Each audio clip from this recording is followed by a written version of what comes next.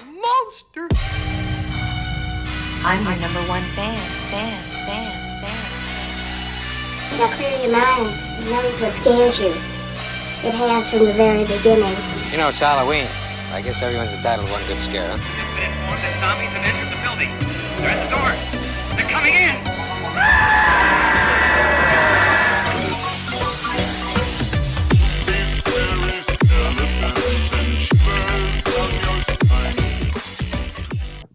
We are, by the way, we're officially live on Stitcher.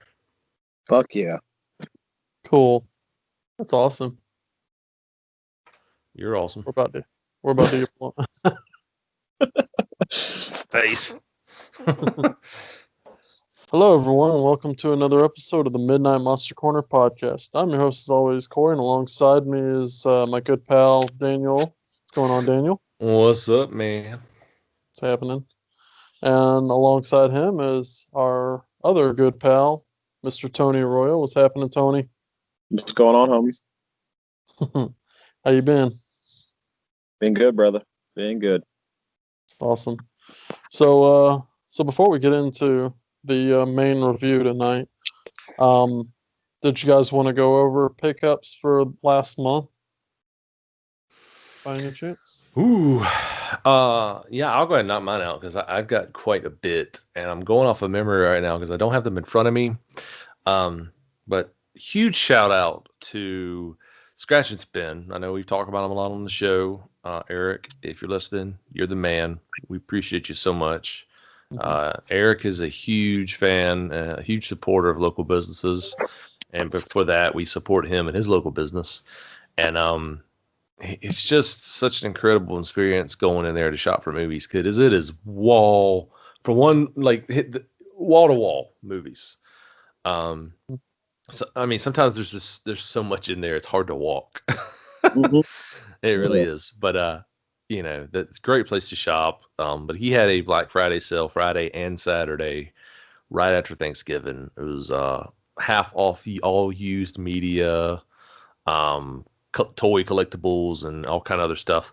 So I went in there. I actually went in there with a budget.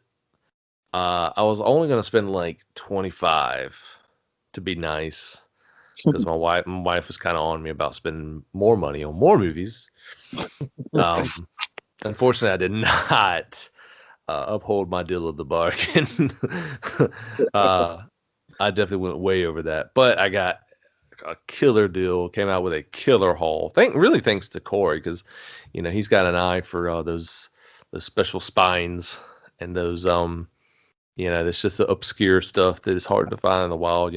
Plus it's always good when you go on a hunt. You have two eyes, so you can find stuff easier. Oh, I can attest to that. He has brought out some diamonds in the rough for me many a time. So yes, I can attest to that. It's a good thing, but it's also a bad thing because I always end up spending more money when I'm with him. But I mean, it's half off. Like it's hard to beat a 50% off sale, especially when you're hunting like hard to find used DVDs and Blu-rays and stuff. But I came out with a great haul, man. Ended up getting the steelbook of Psycho. Just gorgeous, just pink steelbook with it's got the house on the hill and the blood's run down the hill into the drain. I think it's just like the Sony Sony Pictures release maybe. But it's the I got that one. I got Texas Chainsaw Massacre steelbook. Ended up getting Burial Ground. Yeah. You guys were just talking about that, and then Corey ended up finding it for me. Actually, he wasn't with me the day I picked that up. He was on the phone with me. So even on the phone, this man somehow finds movies. He's like, look for a movie called Burial Ground, and I found it. And I was like, okay, cool. Yeah, so real quick, the story on that is we were just randomly shooting shit while he was like, I had called him. I was like, "What are you doing, man?" He's like, "Oh, I'm in Scratch and Spin right now." It's like, "Oh, you suck." I was like, "Yeah, I'm wanting to go." And then like him and I were talking, and I said, or he was like, he was picking out movies, but they were like really way pricey. And you know how, like if they're new or they're out of print. He doesn't do any trade or any kind of special deal on them. Yeah. So you really can't get no discount with those or anything. So he had some obscure shit up there, and like Daniel was picking it up, and I was like, "Oh man, it's such a great title." And he's like, "Yeah, but it's like $25, and that's my budget." And so I can understand that. And then I said, "Well, wait a minute. We were just talking about Burial Ground. You love Zombie too." I said, "You need to check out and see if he's got Burial Ground." Sure enough, he did, which I thought was awesome. No. So, all right, back to your haul. So that was Friday's haul. Saturday we went back. Now I was able to get a copy of Carrie from Corey because he was going to trade it in anyway. I was like, well, I had my hands on it. If you got it, I'll just buy it off of you. So we traded. I think I ended up just buying one of his movies to kind of break even. But I got Carrie. I picked up Almost Human from IFC. I picked up Anchor Bay release of Reanimator. Nice. It's no Arrow release, but it's still pretty dope. It's complete too. It's got the papers inside It too. had the card. Yeah. Yeah. Oh man, what else did I pick up? Picked up good stuff. Zombie Holocaust. Zombie Holocaust. I did pick that up. Oh, fuck yeah. Um, Frosty, your Italian zombie collection's coming along, brother. it really is. It's funny. Is, he also picked up Let Sleeping Corpses Lie. Oh, hell yeah, dude. I did. I did. It's so cool. I picked up We Are Still Here. Mm-hmm. One with Barbara Crampton in it. Very nice. Great film. Oh man, so I'm just going off the memory right now. But if you just stop right there, like I picked up some damn good stuff. I'm getting a copy of Evil Dead from you. Yep, I was going to say. Which is freaking awesome. What release is it? Is it just a? It's the Elite Entertainment release, which is actually a pretty cool release. Okay. Is that the green box? It is. It's the standard DVD case, but it's not the painted artwork. It's the more photoed artwork, if that makes any sense. It doesn't look like it's drawn. It's more photorealistic. So, of the chick coming out of the ground with her hand in the air, and the classic logo. Yeah. Yeah, but it looks I'm more excited. photorealistic. Yeah, it's cool, dude. It's a really nice release. I have so many editions of Evil Dead, man. I want to hook you up with a copy because I know you didn't have a copy. So, well, I do appreciate that. I almost bought a copy this weekend actually, but the case was in kind of bad shape. It was the black case with the green letters. Yeah. Okay. Yeah. The case was kind of Anchor Bay in it. Is that the Anchor Bay? Oh, no, man. There's so many editions of that movie. The case was kind of dinged up, so I passed on it, and I'm glad I did because then right at like the day after is when you texted me, said you had a copy. So all I gotta do now is pick up the second one. I'll have all three of them. Hell yeah! So because I've had Army of Darkness for a long time. Because I was like, I'll get Army of Darkness because it's so cheap. I think I got it at Walmart for super cheap, and I was like, I'll get Evil Dead 1 or 2 later, and I just never bought it. Like I've had my hands on it so many times, I just never pulled the trigger, never got it. Well, I guess it was like because they were releasing so many copies of it. I was like, I could get this anywhere, Yeah, it's really a movie you could find just about anywhere because there's so many editions of it. Yeah, and for the longest time, I thought that movie was kind of hard to find. I don't know why. I guess I just wasn't looking for it. But I mean, it's it's like you said, it's everywhere. So, but yeah, that's I think I'm missing one or two, but it was a great haul. It really was. And I did pick up a few extra stuff. Like I got a copy of Lights Out and The Conjuring from Corey as well. There's 2 more he traded me. Very nice, man. Gave me the hookup. And then I did go buy Shivers. Off Walmart? Yeah. Hell yeah. Nice. So, I was looking for Sleepaway Camp. I didn't see it. I gave you a copy of Candyman. You did. That's another one. Yeah. Candyman. Oh, yep. I just upgraded. I might actually going through my collection a little bit. Frosty, I might have some movies for you too, brother. So give me a couple more days. I'll piece through the collection and get the doubles together, stuff like that, and I'll hook you up. That rocks. That's awesome. I'd appreciate it. Absolutely, bro. Anytime. Now I feel like I'm like in your debt. No. Like I feel like I have to like take a bullet for you now or something. Hey, that's horror fans. We gotta stick together, man. We gotta Gotta Heck help yeah. each other's collections out here. absolutely. Mine's growing, man. I'm gonna need a new show for long, as I had way Yeah. more martial arts movies than I thought, and I have my martial arts and my horror on the same shelf, and it's almost full.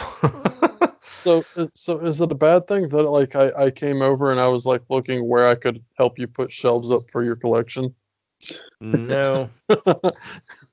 I actually thought about putting them in that closet with my shelves, but I know we're using it right now for like extra storage. But You could almost make where your computer is and everything. You could almost make that into a small media room yourself. Until you get your shed built up. yeah, that's kind of the goal. To find somewhere to put some movies. Oh yeah. I got a lot of them. They just spill out everywhere. Before you know it, they're Yeah. just it's They're everywhere. Yeah. Mm. So Tony, what about you? What did you pick up? yeah, I picked up a couple things the last couple weeks. I made a concerted effort to go to the flea market, pay our boy Brian a visit, talk to him, hang out with him a little bit. He was I was able to pick up a couple things from him. All these movies were really like I think $2 a piece, so they were a great deal on them. But I got a movie called Replace, which I've heard some pretty decent things about. $2, can't beat that. Another movie called Await Further Instructions, Dark Sky Films release, so automatically I was intrigued, so I picked that up. Movie called Made Me Do It, which looks interesting. It's a psychological study of a killer, so that looks pretty cool. I got another one called Death on Scenic Drive, which I didn't know anything about. I was just reading some Good things. I was just reading some stuff on the back, and it sounded really intriguing. So yeah, grab that too. For $2 a piece, man, you can't beat that. And then I went to Walmart, and they actually, I couldn't believe it. I just was tooling around, and sure enough, they had Relic in there, which is a movie I've been looking for a long time.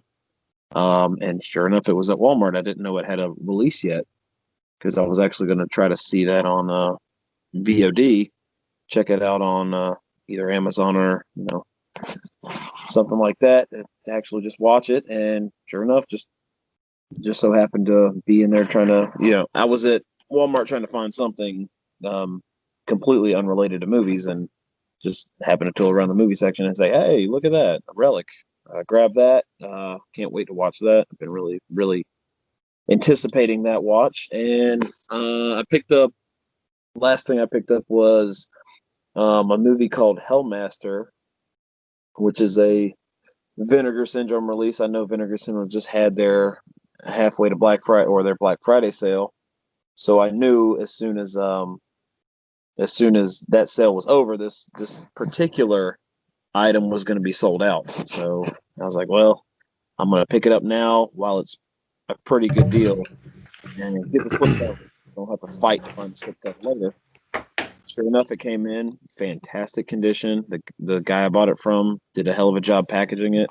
Slipcover's gorgeous. No nicks, no scratches, no nothing. And it's a movie I can't wait to watch because we just lost John Saxon not too long ago. Rest in peace. And this is one of his I wouldn't say his last roles in a horror film, but it came out in the early '90s. So by that point, he wasn't really. I don't think he was really doing much horror. He had a run of classic horror in the '70s and '80s, but to that point, he was kind of like, taking a step back from it. So I can't wait to watch it. It looks cool. Looks like he's got a lot of. It's not just a cameo thing. He's in the movie for quite a bit. So that one sounds intriguing as well. And yeah, that's all I picked up, man. Wow. Also, I just stepped away real quick. I also picked up David Cronenberg's The Brood. Oh, very cool. Yeah. Great film. Yeah, so when we went Saturday, because we ended up getting up early and just randomly going, um, we were talking about it, and he was wanting to pretty much buy like, bulk like quantity to Yeah, take advantage of the deal.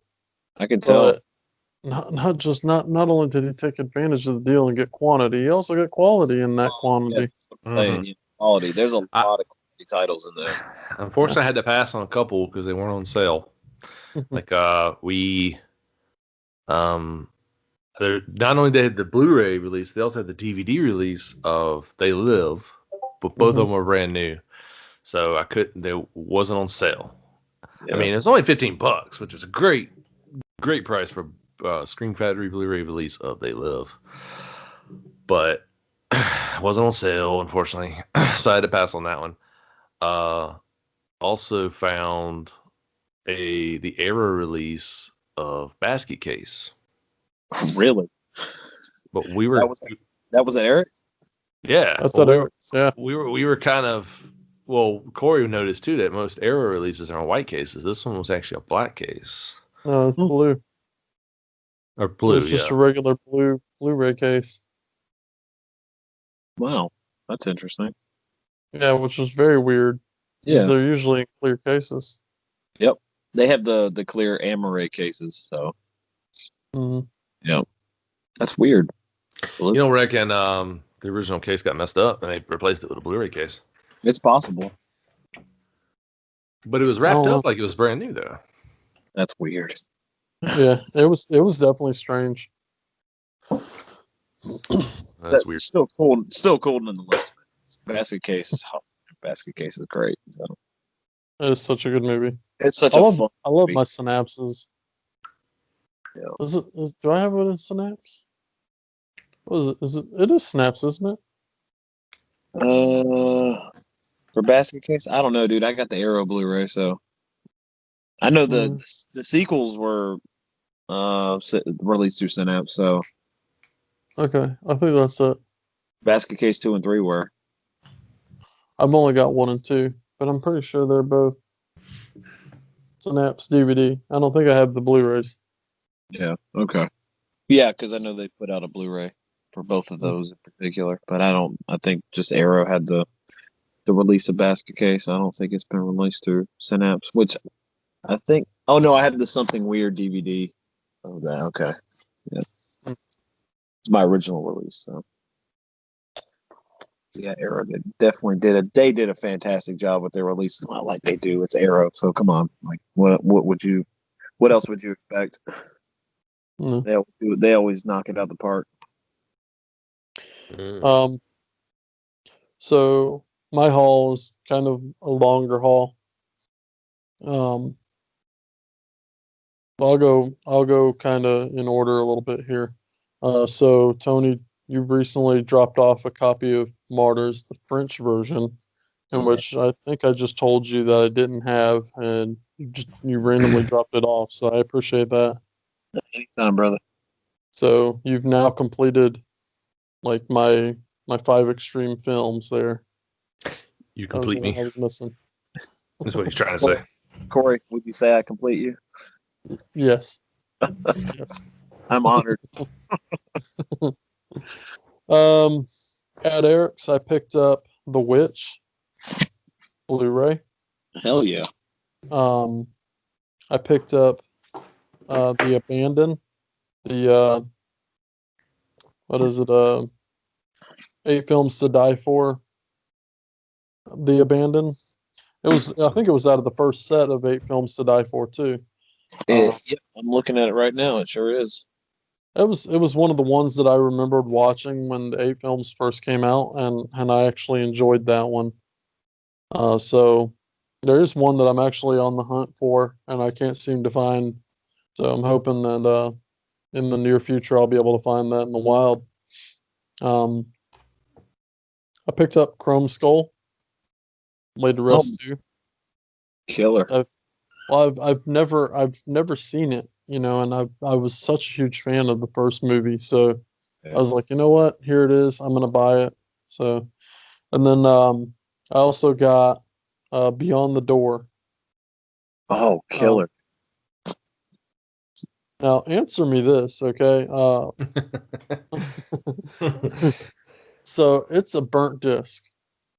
Ooh. I got it at Eric's. Hmm. I'm wondering if it's like the whole toboggle. You know how something weird puts theirs to disc? Yeah, like a DVR. Yeah. Yeah. I'm wondering if that's the situation here. I mean, Well, still, it's on the spine, what release is it? Like, what releasing company put it out? it's one that I've never heard of. Oh, okay. Because I know Code Red put out the DVD. So if Code Red's not on the spine, that's a red flag. It's definitely not Code Red. Oh, damn. Yeah. Then you might have a DVR, buddy. I mean, it's definitely a DVR. You can definitely tell it's this purple disc. Oh yeah. But yeah, as long as it's good quality. Yeah. Womp womp. Can't tell you how many times it's happened to me. So I picked up, now the horror pack that I got in for last month contained Flatliners, the remake, which I don't know anything about. A movie called Bloodline, which was a film I think came out in 2016, or I believe it was 2016. And that was the horror pack exclusive. The Conjuring Blu-ray, and then Dead Ant, which is a The other is a title. Okay. Tom Arnold or whatever. Yeah. I don't know anything about it. The case looks wild. And then the last two things. What did the Pink Panther say when he stepped on an ant? Dead ant. Dead ant. Dad jokes. Dad jokes. The best jokes. And then the last two items that I picked up were actually Walmart. So I finally found these both in Walmart, and I've been looking for a long, long time now. And that's the Fly box set and the Omen box set. That's another. Yeah, I picked that up too. I forgot to mention that. I don't know how I forgot to mention that. But thank you, Corey, for spotting that out or spotting it and letting me know about it. No problem. Yeah, I wasn't honestly expecting it to be there because I hadn't found them, thus far yet. So I was like, well, I've pretty much given up hoping finding them in a Walmart in South Carolina because we started going to like different Walmarts and you just couldn't find them anywhere. Man, I went to 4 of them, couldn't find them. So yeah, I was giving up hope that I would ever find them at Walmart. They were just randomly in the box set section, or like they weren't even in the box. They were like with the TV shows, just sitting there. I was like, oh my god. Yeah, Snagged them immediately. Walmart's floor plan's a little fucked up, just a little. Yeah.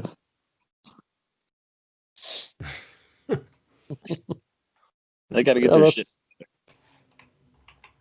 That's it. That's my haul for basically last month. Oh, dude, you guys got some quality. Oh yeah. Yeah, we did. Definitely got some quality. Man, I kind of wish I took advantage of that sale and went to Eric's now. Like, shit. There's a couple things I wanted up there at his shop. It would have been great to get it half off, too. Damn. I'm be kicking myself for that. I think I even made the joke where I told Daniel I should pick up the Descent 2 just to piss you off. That was one of the titles. Yeah, that's one of I keep saying I'm going to go up there and get it.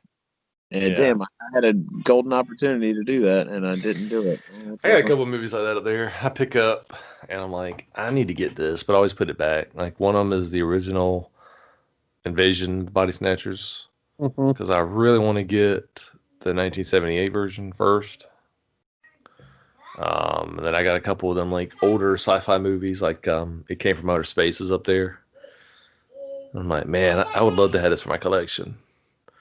But I always end up putting it back. So maybe one day.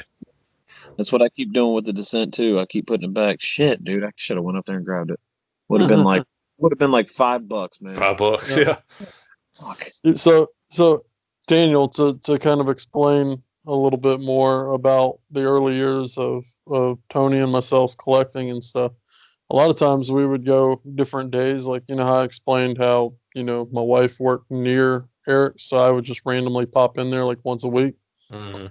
Well, the thing about it was like there'd be times where like I would contact Tony and ask him if he's picked up anything lately or something, and Tony's like, "Oh yeah, man, I just picked up a copy of this," and I'm like, "Where'd you get that?" And he would say Eric's, and I'm like, "Shit, man, I just put that back." That happened a few times. That happened quite often. I was like, Step, "Damn it!" yeah, stepping on each other's toes a lot. Mm. And I swear, dude, there's a lot of people in Columbia, our area, that like you can tell when you go to places like Scratch and Spin or Second and Charles or it used to be Manifest, some places like that. Like you could tell like people would come through and pick it apart. Like there's some other genre fans out there in our area that are just as brutal, and they'll grab everything. I remember, Corey, we went to Second and Charles, and there was a dude that was just like he came out there with a basket, and he was just throwing like, because I think Second and Charles were doing like their $2 DVDs at the time, Yeah, his and he name, was his name, his name was Corey as well, yeah, his name was Corey. and So he he was was going part up of the there. horror group. Yeah, he went up there with a basket, and he was just tossing DVDs in that basket. He had a mound of DVDs in He that. wasn't even looking at titles. He was literally No, just throwing two. He would look at the price tag, see $2, and just toss it in. tossed it in there. Yeah, it was insane. So yeah, I mean, there's guys out there, in our little area that are, yeah, we have to compete with pretty much. I know there's a couple of guys we went to school with that are, that are out there buying up stuff too. So yeah, it's competitive out there in It really is. the DVD scene, DVD Blu-ray scene, the picking and hunting scene around here. So yeah, we gotta always be on our toes and watch out for deals, because like I said, you'll put it back and say, I'll get it next time. Might not be there next time. Someone else might grab it. So Yeah, most definitely. yep. And I love those, like, those like we go to the flea market or something, and you can just find those really great deals, from not necessarily like vendors that you frequent, but somebody might have a table up and just randomly will have a movie that you've been looking for. It's like, what is this? Hmm. you know. It's thrilling. I love doing that. Yeah, I tell you that on the very back row at the Barnyard Flea Market, there's an old man that runs a booth back there. He's got some movies, and he's got some good stuff back there, man. Does he have those in like Coca-Cola bins? Like old. I think so. I wonder if that's the same guy. I haven't seen him in a long time though, so I know I thought for sure he was like passed away or something. well, this guy, I see him there quite often. He's there. I know he's got like some old toys and stuff. He's always got random stuff. Like I don't know where he gets it, but like he's actually he had a couple of Legend of Zelda mangas that I bought from him. These apparently, like, there's these two women created their own adaptation of like the different Zelda universes. So like they did one for like Ocarina of Time, they did one for Link to the Past, and he had them there for like $3 a piece, and I bought a couple from him. And I was like, "What are you doing with these?" And then I went back to him like the next weekend to buy movie to check out his movies, and that's where I got Escape from New York. Oh, killer. Like, so he's Wow. got, yeah, he's got some good movies. He don't necessarily have like all horror, but um, I love that when you have those vendors that just randomly have amazing movies. So there's a lady at the US #1 like that. I think she still sets up there, but she used to have a table full of movies. I quit going up there. I quit going up there because they keep selling bootlegs up there. Like nothing but bootlegs. Yeah, but this lady's stuff was legit. It was just Oh, her that's stuff cool. was cheap. I don't know. She got her hands on a bunch of movies and she was just getting rid of them. I was buying the Simpsons seasons from her, $2 a piece. Oh shit, $2 a wow. Yeah, I have like season 1 through 7. I bought them all from her. Wow. Yeah, Dang, that's a hell of a steal. yeah, and then I bought a bunch of other movies from her too. So, but yeah, Oh yeah. and then like a good haul. Mm-mm. So now we move on to the main event. Let's do it. So we're going to be doing a nice, cool little indie film called Pieces of Talent. Now, Corey, you told me about this movie like a year ago, and you kept saying, you were like, dude, this movie here, so good. He said, it's indie film, Joe Stauffer, you got to see it. And we finally watched it. We finally sat down. We had a movie night the other night, and we watched it. And this movie was incredible. And one of the coolest box arts ever. I know you've got the special Blu-ray release that you can get only from them. I think you got it at a show, didn't you? You had it signed or something? No, Kelsey actually contacted Joe Stauffer himself. That's right. Okay. And yeah, that was actually a Christmas present a few years back. Yeah. Cool. But the cover of this is actually one of the scenes from the movie. It's just this random like dream sequence, and he's like bloody, and there's like hands all over him. I mean, it's incredible. Definitely, if you haven't seen this movie, go to IMDb. Just look at the cover. Like this, it's kind of, it tells a story in its own of how insane this movie can be. But and one of the coolest Blu-ray menus ever. Oh my gosh! Like I was telling Corey, like how enamored I was just at the Blu-ray menu. It's so chilling. It's just freaking awesome. Like I haven't seen a Blu-ray menu that cool and like big Hollywood budget stuff, you know? Well, first and foremost, let's talk about what occurred on the Blu-ray prior to the menu. Are you talking about where it got really loud and it scared the shit out of me? No, it was just a real quick scene of a woman being cut up and literally just a thank you sign next to her with David Long walking up and drinking a glass of wine, and it was literally just a nod to everyone supporting the movie. Yeah, it was so cool. Like I thought it was part of the movie, and then when the movie actually started, I was like, dude, that was a thank you note to the fans. Yep. I was like, holy shit, that was cool. Yep, you only get that with filmmaking.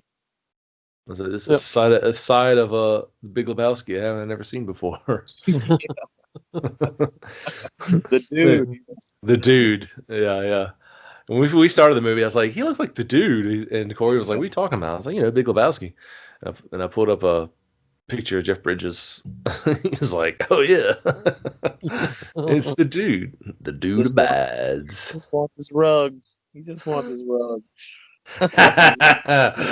Yeah. Our rug, man. He just wants his rug. So he never got his rug, so he snapped. He snapped. This started killing people. This is the result.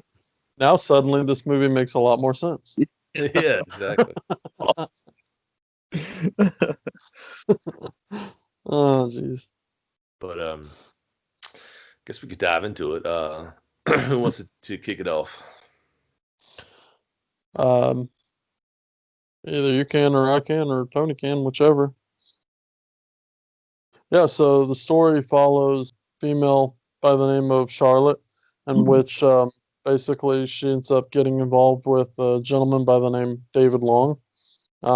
She's pretty much been dealt shit her whole life, and ultimately David Long she finds salvation somewhat in David Long in a sense.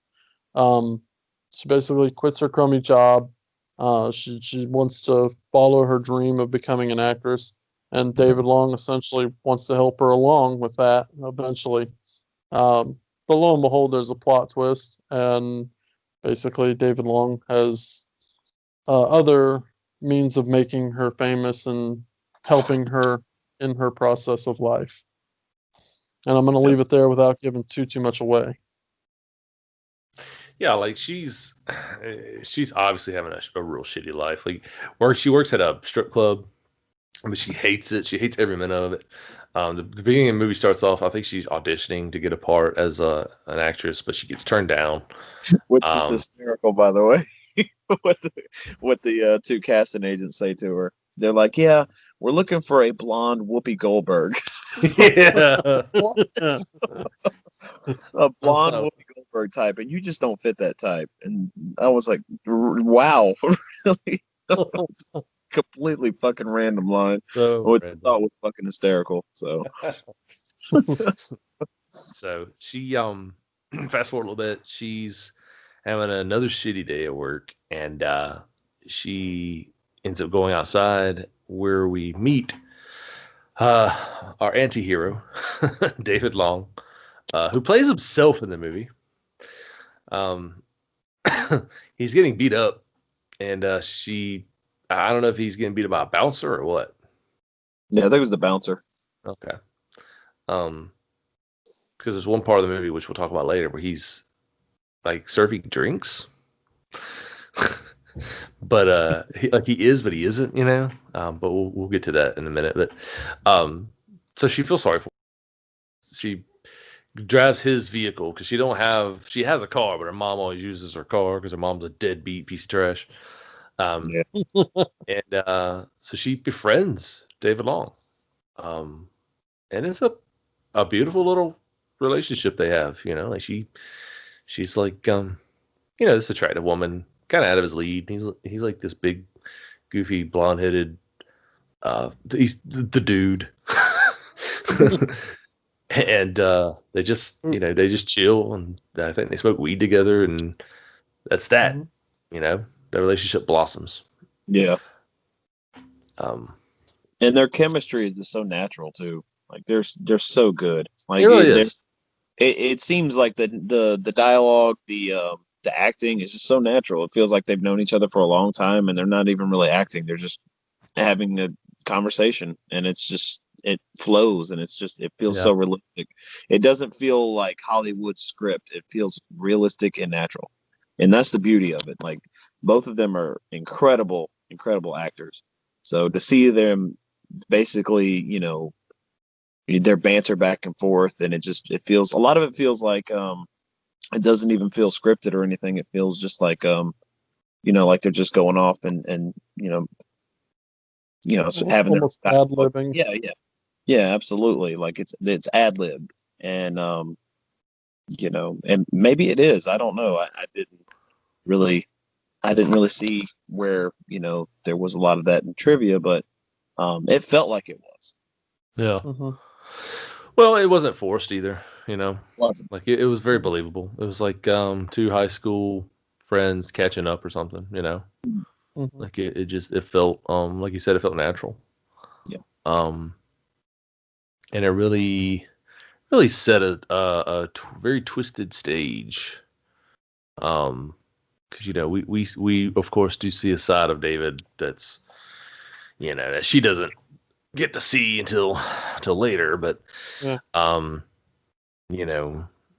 he is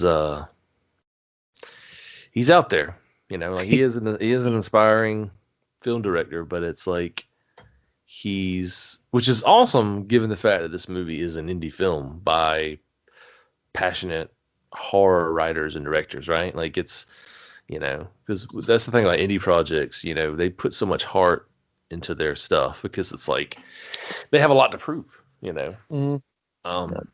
And when Corey brought this movie to my attention, I couldn't help but automatically think about, like, indie games being big in the video games. There's a lot of indie titles that I played that were just phenomenal because they weren't backed by a big publisher, like Square Enix or Nintendo or anything, but they were able to maybe get a Kickstarter, and do something. It might have taken them a little longer with a smaller team, but they were able to put out, quality stuff. And same thing with this movie. I feel like,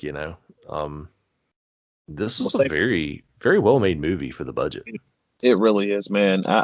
Every aspect of the production is just amazing. The cinematography is good. Even the sound design is just so good and so crisp. Like when you hear the gun go off, or like the keys getting picked up off the table, or the coffee being poured, it's just the sound is so rich and so well done. And that's definitely something I noticed in this watch. I've seen this movie quite a few times, and every time I do, I pick up on something different. With this viewing, the sound design is just off the charts. just well done. Cinematography, of course, is great. I knew the cinematography was good, even when, you know, when I first picked up the movie, you know, back when I heard about it, and you know, it was getting a lot of buzz in the indie scene. A lot of people were talking about it. I think I was in a group called Beneath the Underground. That's when I first heard about it, which was a big like Facebook group for indie horror. They would always push like indie, you know, these indie directors putting out their stuff, and you know, donate and support and donate to the Kickstarter. And you know, a lot of us, you know, horror fans would be like, yeah, totally, like you guys are just doing stuff we love, that you know, that there's no studio interference, so yeah, we'll donate. We want to see this project made. And you know, that's when I first heard about this movie. I picked up the DVD and got the DVD, and even the DVD is so, like, the picture quality is amazing. I, I was like, for the longest time, I told Corey, I was like, I don't even think I need to upgrade to Blu-ray, because how much better can this film look? But lo and Does it have the behold, same menu? yeah, Oh, so definitely good. does. Yeah, it definitely does. And lo and behold, I picked the Blu-ray, and it does look even better. And I didn't think that was possible, because this movie is just the cinematography is rich. Let's just say that It it's really is. beautiful, and there's a lot of artistic shots in this movie Yeah. that are just, yeah, the camera work's fantastic. Like Joe Stoffer, I think this was his first feature film, and it still to this day blows me away. Like guys like Ari Aster and Robert Eggers, and then even Joe Stoffer on a more indie level. Like these guys, their first movie, you know, being just a knockout, just a knocked out of the park home run. Like it's amazing that they were able to shoot this as their first film, you know, kind of thing. It blows my mind. And this is just one of those examples where it's like, wow, this was your first film. Like it's incredible. Yeah. And you know, like one scene in particular that really stood out to me was when he, I believe it was after his first kill, whenever he had gotten that one guy who was supposed to be, I guess, be his cameraman or something. Yeah. And he's like, yeah, I can do just about anything, you know. Just let me know where you want me, what you want me to do. And so like he gets him in the car and he drives all the way out in the middle of nowhere. And then when he gets there, the guy's just kind of looking around. He's got the camera and he sees the dead body. Drops the camera, and it's just perfect to where you can see the dead body on the ground. And then he takes off running, and then you see David chase him and hits him in the back, I guess with a hammer. Or I was wondering what that was. I couldn't figure it out. I thought it was a knife. Maybe it was the back of the hammer or something. It's something. Yeah, he got him in the back with something, and he's like sitting there bleeding, and like the highway's right there, you know, and you really see like the depravity of this guy, because he's laughing about it, you know. He's like got the guy's blood all over him, you know. And one point the guy reaches up like he's trying to get the attention of the cars to signal for help, and David's just kind of like, yeah, wave to the cars. So you're like, wow, this guy is really psycho. And you know, so the scene after that, when he goes home and he, you know, strips his clothes down and all, and he's sitting there and he's rewatching everything, and he's got this big smile on his face, and he's got blood all over his face. It's like the different shots in the house, like where you see like his coat hung up, it's got blood all over it, and you see like his bloody boots and stuff. It's like I told Corey, it's like you tell these guys spent a lot of time at film school, because these shots were so artistic, like you said, you know. Yeah. And they really stood out, and it was and to your point, almost, and I'm going to stop you there, because David Long, I wanted to talk about that a little bit. David Long almost perceives himself as artistic in a sense too, because he makes it a point to say, I'm making an art film. Yeah. Yes, but I mean, if you can just pick that up just by him watching in that clip where Daniel's talking about, because he immediately drops everything, goes inside, you know, turns on the tape and watches it, and he's almost sitting there as if it's a piece of art to him, you know, and you see the expression on his face and how it just brought him pure joy, you know. Yeah. And there's even one scene where he makes this giant sculpture, and he explains it to a guy who is basically tied up underneath the sculpture, and he's like, oh, don't worry, it won't harm you. This wasn't intended to kill you, and yeah, so Yeah. I mean, it definitely looks like something that would definitely hack somebody up. And he's Yeah, like, "Oh, don't worry, it's just a piece of art," and then just almost bludgeon looks him like with a a hammer. yeah, it almost looks like a saw trap or something. Yeah, Really does. Mm. yeah. But yeah, so to your point, Daniel, even though this film in itself feels like an art project because it really is in a sense a piece of talent. Yeah. Yeah. Um, but the David Long's character and stuff, a lot of his stuff portrays him as an artist, and Yeah. in which that kind of brings me to my point of most of these directors and stuff, kind of like how I've said about Dario Argento, and then even just independent film directors in a sense, they're always trying to create that piece of art. They're not in it to make a buck. Yeah, Yeah. the attention to detail to Frosty's point, where you see a shot of the bloody boots on the ground. You see a shot of like you know his jumpsuit, or not jumpsuit, but whatever that thing is that he wears. You see the blood on it, and you see the blood on his name and stuff like that. Like those quick shots and stuff like that. The attention to detail is really fantastic. See a lot of that. Mm-hmm. And yeah, even the shots of like the taxidermy in his house, like he kind of has a Norman Bates kind of thing where he's like Yeah. stuffed animals and stuff like that in his house.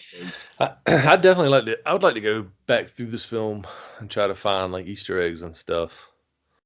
Um, that'd be interesting because like we noticed just during that first kill scene, like the address of the barn was 6660. Yeah, so I never noticed that until because I don't know if you noticed that, Tony, but the scene where he's chasing the guy out of that barn, Yeah. there's a mailbox there that says 6660. Mhm. I never noticed that. Yeah, I paid attention to a lot of, little things this time watching it, trying to not necessarily critique the movie because that's not what I do. I just enjoy discussion and talking about the movie, but just to see like little things that I might have missed in previous watches, and that's definitely something I definitely noticed on I don't even know how many times I've seen this movie. Probably about four. Like no, I'd say 5 or 6 times now. And and that's the good thing about it is even if you watch it, a couple of times, there's still little things you'll notice, and you're like, oh, okay, that's cool. I didn't notice that before. Mm. So it makes rewatching, it's the rewatchability factor's high, because you always Oh pick up yeah, on something new. Right. definitely. But and there were some cool things too, like like I was saying earlier, where he was quote unquote serving drinks. That one victim where he had tied down to like the saw looking contraption, Mm. and he didn't even use it. I told Corey, I was like, "What was the purpose of him building this thing if he wasn't going to use it for torture?" Like that's just wasn't his MO, I guess. Yeah. But that particular guy, he was like he was a producer, and he was at the strip club, and he's talking to some clients, and you see him in the background. You see David Long in the background talking to somebody, and you're like, okay, well, David Long's he's a frequent, I guess, and he walks up and he puts the drink down, walks off. Well, the guy drinks the drink. Come, lo and behold, he's been drugged. Yeah. So, He so it's built kind of out. like it goes down smooth. Wow. So I thought that was kind of cool because it was like he was there in the background, and he was like he was in character doing his thing in the background, and he was right up under that guy's nose, and he didn't Yeah. even know it. Mhm. So he, I don't know if like he was able to convince the waitress like, nah, I'll take it, and then was able to slip something in. But it's just a really cool scene because it's like it's if you're not paying attention to the background, you'll miss it. But it's definitely David Long serving him the drink, and then next scene he's in the elevator and he's drugged, and then when he gets to the bottom of the elevator opens up. Lo and behold, who's there? David Long. Yeah. I And then love that line he delivers too. That's just hilarious. It looks like you partied a little too hard. Yeah. So Then he has him, picks him up, takes him in his car, and he's like, "Oh, we're gonna have fun tonight." yeah. I got a producer in the car with me. He's got so much. David Long's got so much charisma. Like you just, I don't know if it's his smile because he's got a wicked smile. So it's like hit the lines he says, and then the smile and stuff like that. He's got so much charisma. You gotta love the guy. Like he's probably like one of the most lovable like psychos in cinema. Like I don't know, he's just got it.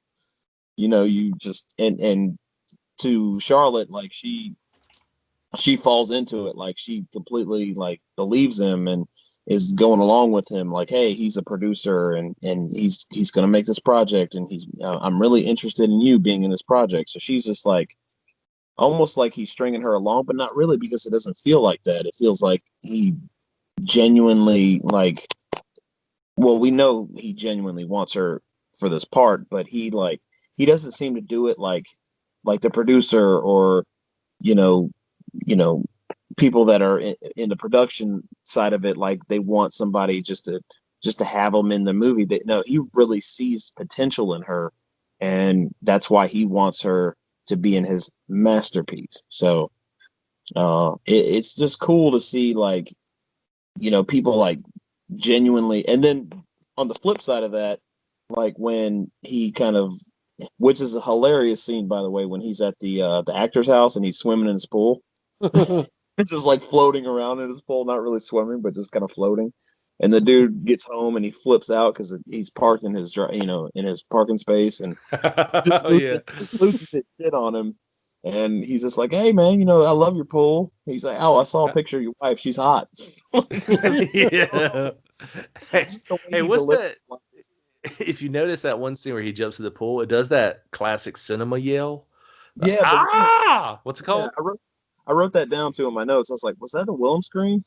I Film screen, can't believe what they they did call it. that. I Yeah, tried to rewind it to show Corey, but the girls were yelling at me. They're just like, "Press play! What are you doing?" But it's a classic yell from like yep, spaghetti westerns. They used it in Star Wars, and then when he did that, I was like, "Wow, that's a nod to cinema." Being a yeah, movie about a guy who has a passion for cinema, it was brilliant. It was a brilliant yep. little insert, and I was thrilled to death when I heard it, and so that's definitely something to keep your ear out for during that scene. Just put a smile on my face. I was like, man, this movie's it is a piece of talent. Like that's something. I know it's a little redundant, but that's something me and Corey were talking about. How this movie was an art piece, or it's a movie about an art piece, but it is an Right. art piece in itself. It was just so brilliantly shot. It really is, and it's almost a cautionary tale too about Hollywood. And I love the segments where they have the leech, which is the producer, and then Yeah. you see the leech like sucking the blood. So it's like a metaphor for like the producer sucking like the money and everything out of their Oh talent and stuff yeah. like. And then the fox, which was the other segment, which was the dickhead like actor who just thought his shit didn't stink and was running all over everybody and treating everybody like shit. Mm. Yep. So Wow, I didn't even put two and two together. yeah, I I kind of love missed that message. the metaphors are great. Like it's a cautionary tale in Hollywood, because in Hollywood, yeah, you have those Yeah. producers that are all in it for the money. You Yeah. have those actors that are, they believe that they're better than everybody else and that they're, on top of the world and stuff like that. So it's really a cautionary tale on Hollywood in Wow. general. It's That's really cool. cool. Yeah. I thought that they were gonna kind of tie that stuff together towards the end, but then Yeah. like, the ending kind of went from 0 to 60, and then, so it's kind of in the moment there, now that you explain it, man, that like that, God, I'm kind of mad at myself for missing that message, but I thought it was very interesting. And I did like how they kind of inserted it after each act. Yeah. Yeah. So it's kind of Yep. like, chapter 1, chapter 2 kind of deal. Incredible. Yep. Absolutely. And at the end, it does play into, I think he's trying to show her like, hey, this is what you're going to get getting into this industry. Like you're going to get the leech, you're going to get the foxes, you're going to get like the people like basically like mooching off of you. And Yeah. even with her mom is a very like just scumbag like person. Like she's terrible. Like she mooches off of her. She takes her, she pretty much tells her what she's gonna do and she gives her shit about quitting her job and stuff like that. Well, you're like living off your daughter. You're living off your child. So who are you to say, hey, you need to get your priorities straight when you don't even have your priorities straight? You basically like throughout the movie you learn that their relationship is really toxic and that they really really are not good for each other. And especially being that they live together because her mom basically has to because she's got nowhere else to go. And Charlotte, to her credit, is just, you could tell she's a genuine sweet person and she really wants to help her mom, but her mom's got issues that need to be addressed and they need to be taken care of. And I don't think she has the heart to tell her that and to kind of get her help, because there's a scene where her mom's like, leaving for work and taking her car to go to work. And she's like, hey, mom, do you have have you seen my lighter? And her mom's got her lighter in her hand. And she's like, nope. And she throws it in her pocketbook and then goes into the cabinet and takes like these little liquor bottles and puts them in her purse and stuff like that. So you can tell she's just mooching off of her daughter and lying to her. And she's basically an alcoholic. And, I think it stems from a lot because there's a conversation with her mom too about her saying, hey, yeah, I'm proud of my daughter for landing these, auditions and stuff to be an actress. And she's like, well, obviously we know who she gets the talent from. And she's, talking about herself and stuff like that. She's like, well, I could have been a showgirl or something in Vegas if I didn't have a kid and this and that. So really she holds like some resentment toward her. Yeah, she ultimately has a kind of a hatred towards her daughter in a sense. Yeah. She feels that her daughter has ruined her life. Yeah. Because she got pregnant and now she had to basically stop to raise a child, but in reality, her child's the one that's raising her in a sense. Yeah, pretty much, dude. Like her but then like perceives herself off as being this, wonderful mom or something.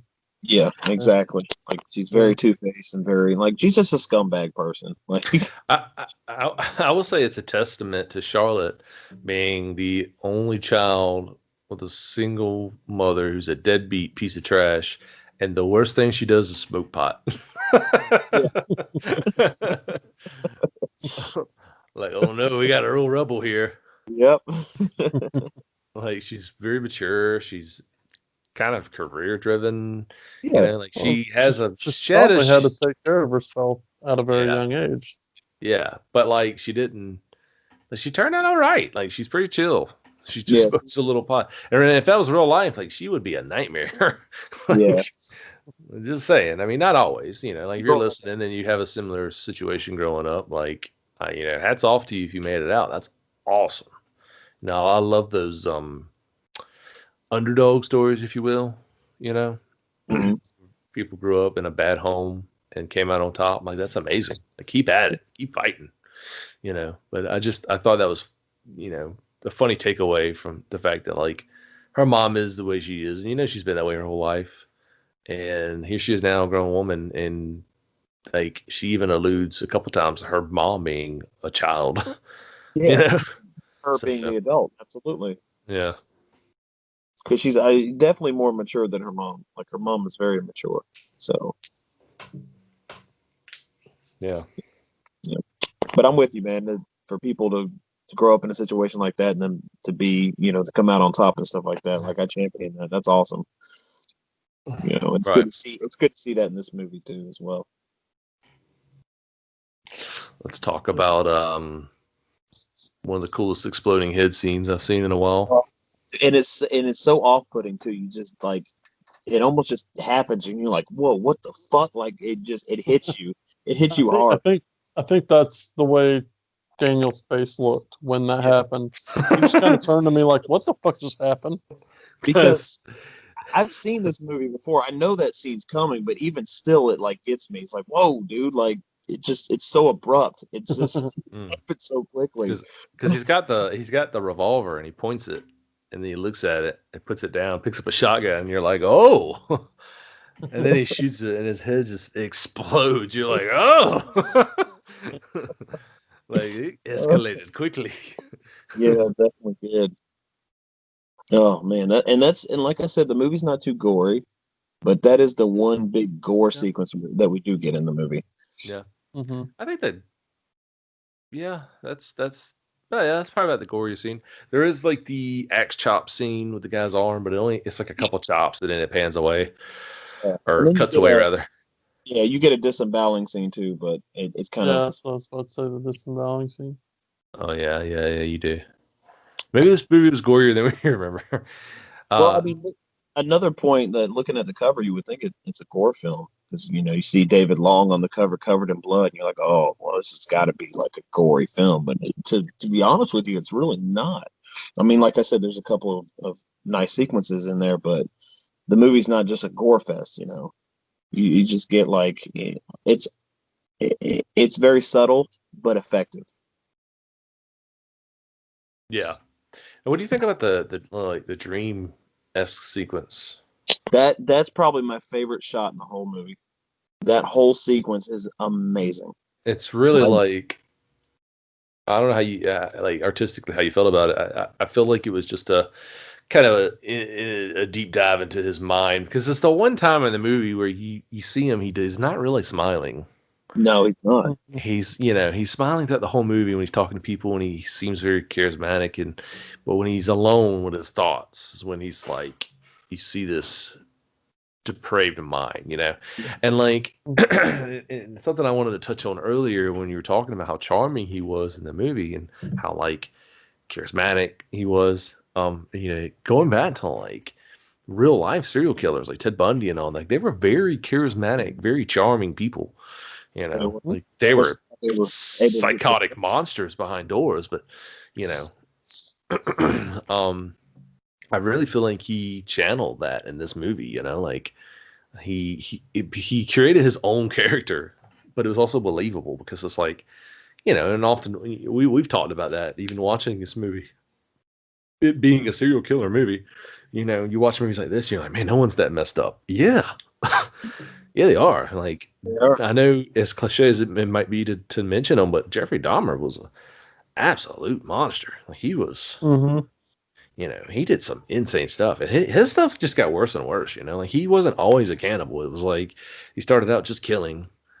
Then it was like, I'm gonna have sex with dead bodies, and then I was like, I wonder what they taste like. Yeah. Like these people exist, and I think David Long did a great job of showcasing that, where it's like when he meets people, he's going to be very smiley. He's going to be, very, making a movie. Yeah, you should be a part of it. Yeah, I like you. You like me. But then like that bathtub scene where he sinks down into his mind. It's dark in there. Yeah. And that's what I love about the movie. The movie's able to portray that without having to tell you that. You can get that from the movie. Yeah. Like I love that. Like I said, it's subtle. Because like you said, Frosty, and it's a good point. That's the only time really he's not smiling. He's completely like let his guard down, and he's at home in his comfort zone, and you see what's going on in his mind, and that's why I love that scene so much. Not only is it just beautifully shot, the whole sequence where he's looking up and the blood's coming down, and then the hands are all around him, like pretty much the cover. Like that scene's amazing. And then you see her for a second, and she's screaming, and then she's covered in blood, and it's like, wow, it's like almost like foreshadowing. Yeah, like he knows what he wants. He knows this is his lead, this is his talent, and he's like almost fantasizing about what's going to happen at the end. Well, I will say that once we get into the ending, it's got a very interesting ending. One I did not expect. So we definitely need to maybe put a disclaimer out there, once we get into the spoilers, that to either stop listening or something, because this is definitely a one that I don't want you know, it being like a newer movie, a newer indie movie. I don't want, I don't want to spoil this one. You know, I want Yeah. people, like, if you're listening now, you know, turn it off, go watch the movie. I'm not sure where they can get their hands on it. It being an indie film. I think this one's going to be a harder one to find because, like, most of the copies of the releases were limited. Like, I think mine was limited to like 150 or 160. Yeah. So, I mean, they a lot of them were limited. I think Daniel and myself saw one on the horror DVD and BD group on Facebook actually up for sale the other day. So there, I mean, there is ways to find copies out there. Just gotta find them. Yeah. It's on But Amazon. yeah. It's not listed as I don't see a buying option. So yeah. But yeah, so to Daniel's point, if you haven't seen this film, stop right here, try and find it somehow, some way, and then get back with us because we don't want to ruin it for you. Yes. So, I guess Tony, you want to kick us off here, moving towards the end of the film. I do. I just want to say one thing though. Watching David Long bowl has to be the funniest shit I've ever seen in my life. He sucks so bad. He was terrible, and even the little kids like, "You suck. You suck." I love it. I would be remiss if I didn't bring that up because I was fucking pissing myself laughing at how, like, when he would go to bowl, his facial expressions would be like, "Come on, yeah!" Like, just like he would like will like the strike to happen, but it didn't happen. Like he just kept getting gutter ball after gutter ball. It was so fucking funny. So yeah, I just wanted to bring that up. But leading into the ending, which results in David basically Charlotte's like telling David about how, you know, her mother's kind of like driving her crazy. She's still at the house. Like, I just want her to get out. This is and that. So David takes it upon himself to abduct her mother. And basically, you know, abduct her as well, which that sequence is also probably the most tense sequence in the movie. And it just has to do with Charlotte's, like, Christy Ray's acting. Like, her acting is very believable. She looks terrified. Yeah. There's a scene where she comes back and she sees the car, like the car's on and the door's open, and she just looks like the colors just left her, like, you know, it's just left her. She's like, she has a tear running down. Like, she looks genuinely frightened. And yeah, and me and Corey were kind of wondering, like, what exactly she was crying at. Was it like, was she just so terrified that she couldn't control emotions, or did she realize at that moment that David wasn't exactly the person she thought she was? I still don't think that she was on David's case at that point. I think she was at her snapping point with her mom. You know, did her mom just drive home drunk enough to the point where she left the car running and left the door wide ass open?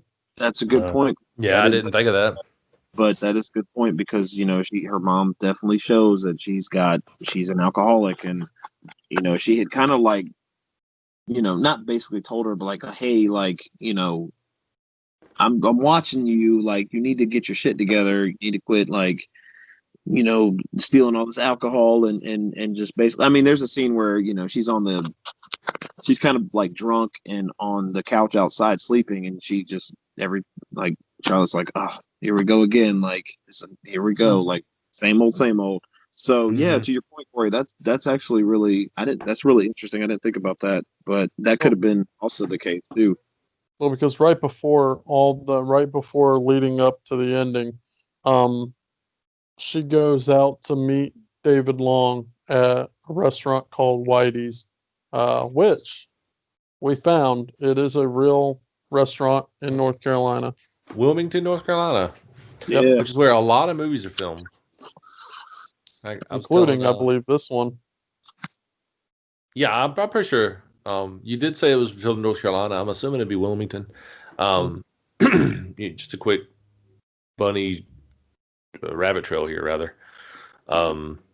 The scene in the third Iron Man where Stark Tower is destroyed was actually filmed in Wilmington, North Carolina, in this like big airplane hangar.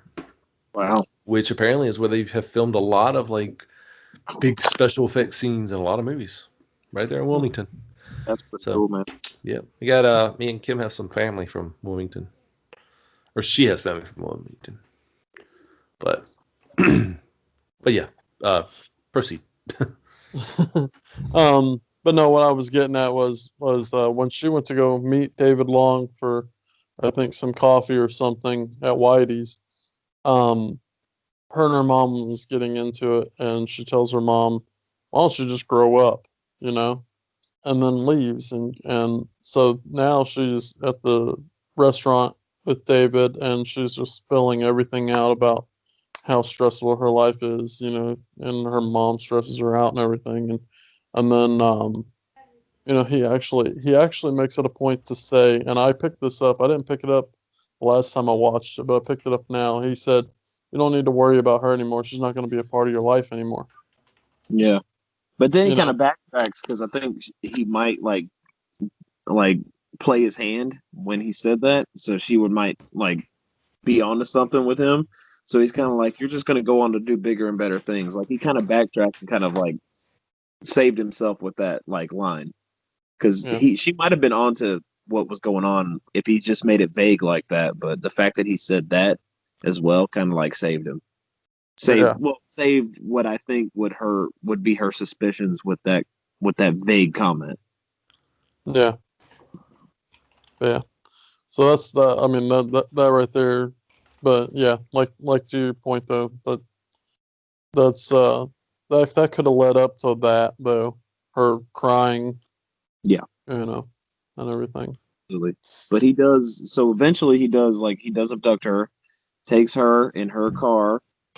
She's in the trunk. She's trying to knock on the trunk and call for help, and of course, nobody can hear her. So he basically takes her to his fabricated movie studio that he set up, that he's been setting up throughout the whole movie, for a sequence where all the stuff that he set up is, you know, he sets up these horns, these sirens that go off, and she goes from like almost like she's like in an art exhibit. She goes to one spot and sees like the contraption that we were talking about earlier, the Mhm. producer's heads, hanging.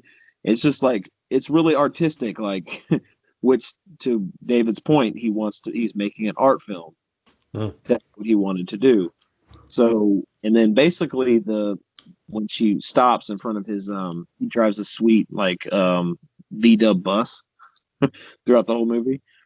Um and she stops coincidentally in front of that, and there's a big projection screen, and it shows clips of her David like torturing her mom, and her mom saying, "You want me to say that I fucking hate my daughter? I do. She ruined my life," and she's spilling out like all Yeah. like, the stuff that she basically was keeping it. I mean, I don't know if she was kind of keeping it in herself. Like, I don't think she basically told Charlotte like that, like out in front with it, but she basically tells her like, "Yeah, she ruined my life. I don't, you know, she took the career I wanted, essentially. Like she took what I wanted to be, and now she's doing it, so I'm jealous and this and that."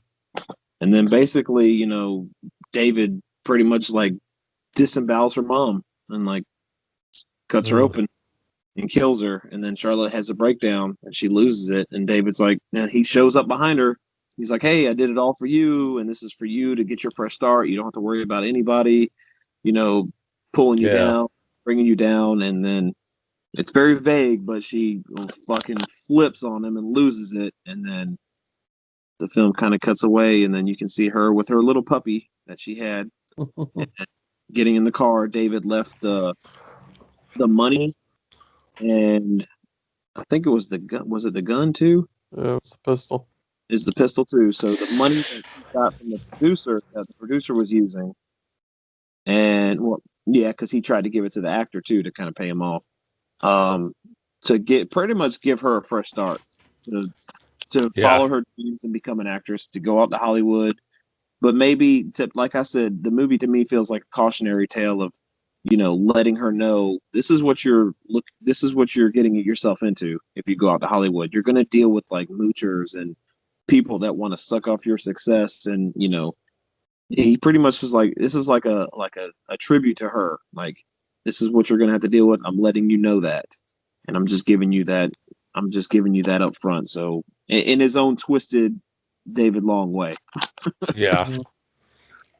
So I mean, he's like kind of the anti-hero in this movie. Pretty much, yeah. He plays the anti-hero. I mean, and so, which was kind of weird because you don't want to sympathize with a serial killer. Like, he had a heart for her. Most serial killers, I will say, like, probably would have tried to kill her. Yeah. Just because, that's just not their MO. Like, not all. Like, John Wayne Gacy was into like young boys, and Dahmer was into gay men. Like, it's not always a serial killer's MO to kill women. Yeah. Right. But in reality, he killed a lot of people that were scumbags. The producer was a scumbag. Like, he was a piece of shit. The actor was a complete asshole to everybody, and he was a piece of shit. And her mom was, like we've touched on, really, really a scumbag.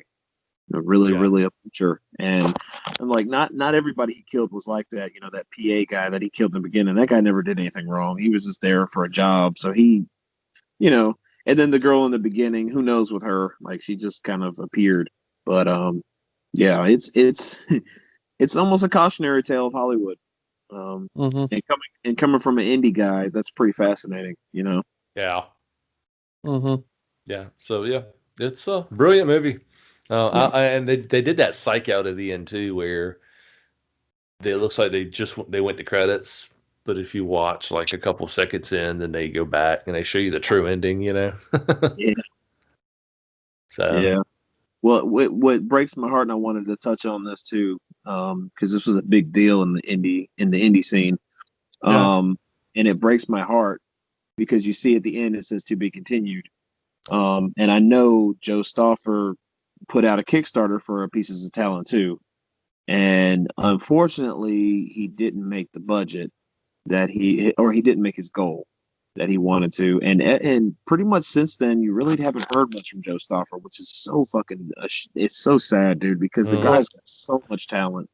We talked about this. He's pretty much disappeared. Yeah, he has. I think he even had a script written and everything. Like, he was ready to go. He was ready to go. He just needed a production budget, and that's it. So and no one backed him. Well, and I think what it comes down to, and Corey, at the time, like, fans were not trusting the indie scene. They weren't trusting the Kickstarters because so many people got ripped off at the time. And not to say Joe would ever do that, because I believe 100% if you backed his project, he was going to deliver, and I know that 100%. But it was tainted. The scene was tainted with all those people losing money, like projects never coming to be. So now, I mean, I've had donations. I still haven't received what I was supposed to get. There's still a couple for me, and it really turned me off. I'm not gonna lie, it really turned me off to the Kickstarter thing and the GoFundMe thing. Like, I quit donating because I was so tired of getting ripped off. I mean, and I think that's what a lot of it had to do with. Like, people were like, the indie fans or horror fans and in the indie scene were just so turned off with getting ripped off from these directors that were producer, whatever, that were just basically pocketing the money and running. It's basically what they were doing. It's, they never gave you the project that they set out to make. They just pretty much said, hey, we're going to do it. You donated to it. They never fucking did it, and your money's gone. Like, it's shitty. It's highway. And it happened a lot. So I think he got sucked into that. Like, that was going on big at the time. And I think it's unfortunate because I personally would have loved to donate to that Kickstarter. I would love to see Pieces of Talent 2 happen. Well, it's like, I remember how upbeat he was about making a second movie because I had actually talked with him, because I saw where he was selling some of his cameras, and at the time, like you and I had wrote that movie, and I jokingly messaged him, and I was like, you can always donate it to some fellow potential directors. That way we can make a movie. And he was like, he goes, but I got to pay for my next film. He was really, he really believed that it was going to happen. Yeah. And then just that's such a low blow because it's like it didn't happen. Yeah. It sucks, man. Like, if anything, I would love to have seen that project come to fruition, instead of like, because I know he, like you said, he basically had everything done. He just needed the production budget. Like, that's all he needed. Script was written, everything was done. Like, I think he even got David Long and Christy Ray and everybody to signed on to do it, but it just unfortunately it never happened. So Yeah. it sucks, man. Yeah, it does. But at That's least kind of. I mean, that's kind of like Adam Albrecht with Crossbear. I had finally asked him if he was ever going to make a sequel. He's got it written and everything, but he said that just no one will back it. He said, and then on top of it, the people that want to, that he would want to get to act in it just haven't been enthused to be in it. yeah, that Yeah. sucks. So, yeah. Back when the scene was thriving, and then like some fucking bad apples in the bunch, man, ruined it for everybody. Yep. Because it was such a close knit, tight family, and it was so awesome to be a part of that. Like, these fans wanted this stuff to be like, they wanted it to happen because these directors, these indie directors, were giving us exactly what we wanted. Movies that weren't studio interfered with. They weren't. They were just balls to the wall, and like, that's what sucks about it. Is like, damn, I want that scene to come back so bad. I really fucking do. I want these indie guys, these guys with so much talent, to come back and just give us more movies. And so, to some guys are still doing it. Like, I'm not gonna lie, some people just haven't completely vanished. Some people are still out there knocking them out. Like, I know Dustin Mills is still doing movies. He's still got Kickstarters going. But guys like Joe Stauffer and even Justin Russell, who did The Sleeper, like, I love to see these guys come back and do more movies because they're so talented. It's almost like wasted talent not doing anything. So Yeah. But, yeah, I just wanted to touch on that a little bit because we could have potentially had a sequel to this and even more to this story. So, and maybe hopefully maybe one day. Yeah, like I said, I'm not going to be just a downer and say, hey, it's never going to happen. It could very well happen. Mm-hmm. So I choose to be more positive and more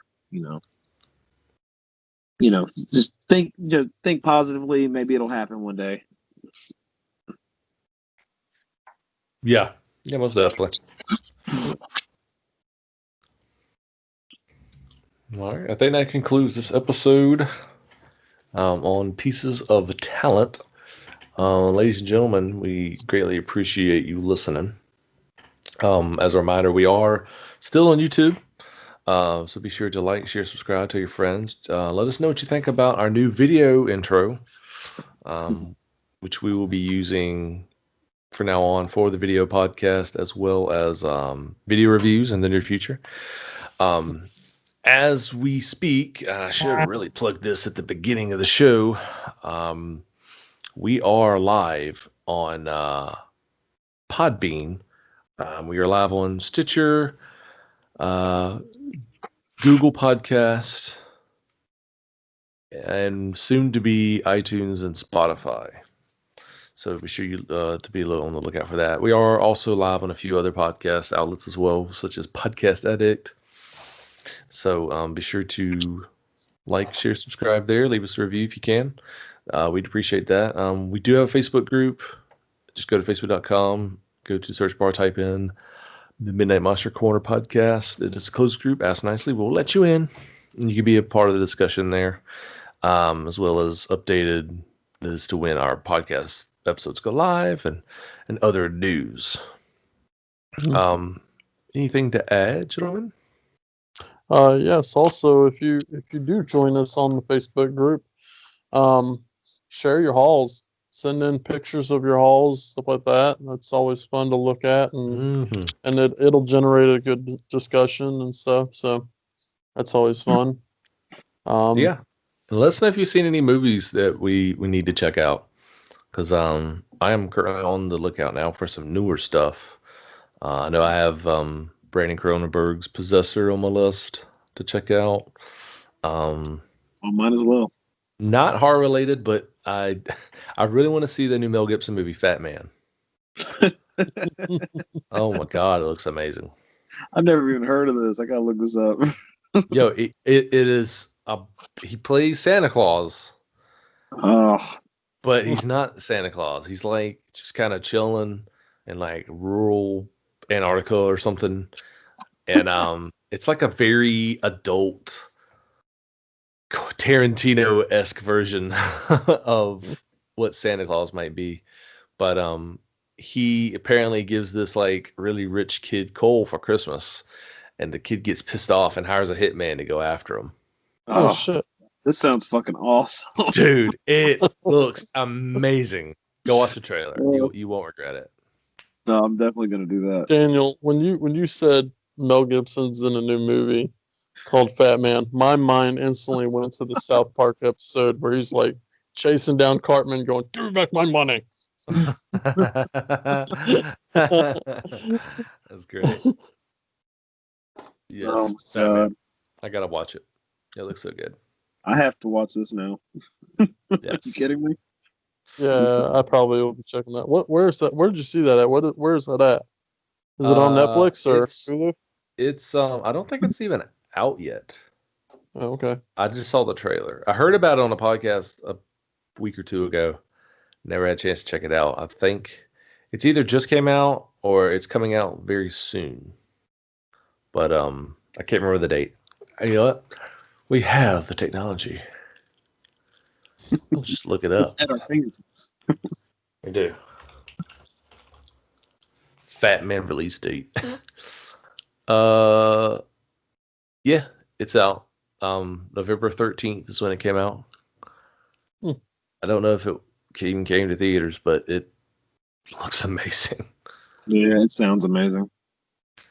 Like I gotta get this movie. Oh man. Yeah, I'll probably watch that one. Let's see. It's like if Santa Claus met John Wick. No. Yeah. What a hell of a combination. Yeah, exactly. A rowdy unorthodox Santa Claus. A rowdy unorthodox Santa Claus is fighting to save his declining business. Meanwhile, Billy, a neglected and precocious 12-year-old, hires a hitman to kill Santa after receiving a lump of coal in his stocking.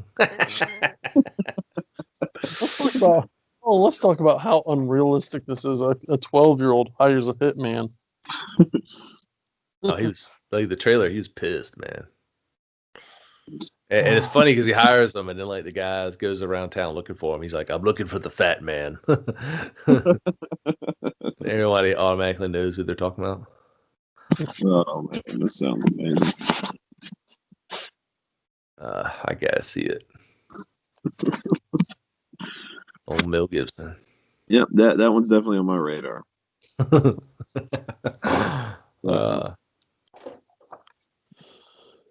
Well, all right. With that being said, you guys rock. Thanks for listening, and we'll catch y'all on the flip side. Later. Later, guys.